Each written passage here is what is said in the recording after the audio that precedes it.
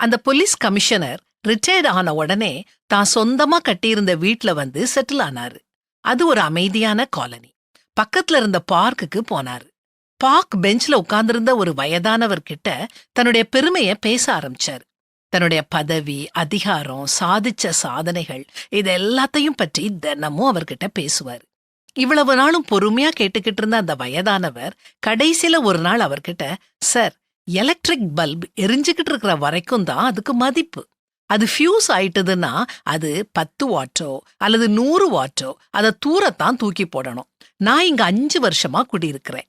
நான் 2 தடவை நாடாளுமன்ற உறுப்பினரா இருந்திருக்கேன்னு யார்கிட்டையும் சொன்னது இல்ல. இந்த காலனில இருக்கிறவங்கள பற்றி உங்களுக்கு தெரியாது.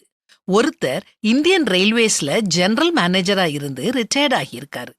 இன்னொருத்தர் ஆர்மியில லெப்டினன்ட் ஜெனரலா இருந்தவர். அங்க அமைதியா உட்கார்ந்துருக்கிறாரு. அவரு இஸ்ரோல சேர்மனா இருந்து ரிட்டையர்ட் ஆகியிருக்காரு. இவங்க யாருமே பழைய கதைகளை பேசுறது இல்ல.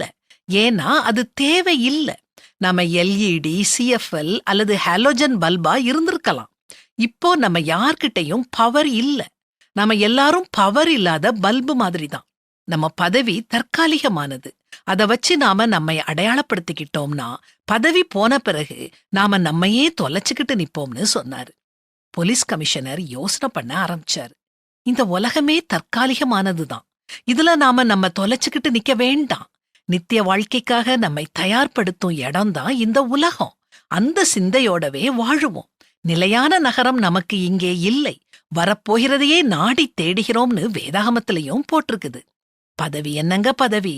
பெரிய பதவியோ சின்ன பதவியோ, பதவியில இருந்தாலும் சரி இல்லாட்டாலும் சரி, எப்பவும் நன்மை செய்வோம், சந்தோஷமா இருப்போம், நம்மை சுற்றியுள்ளவங்களையும் சந்தோஷமா வச்சிருப்போம்.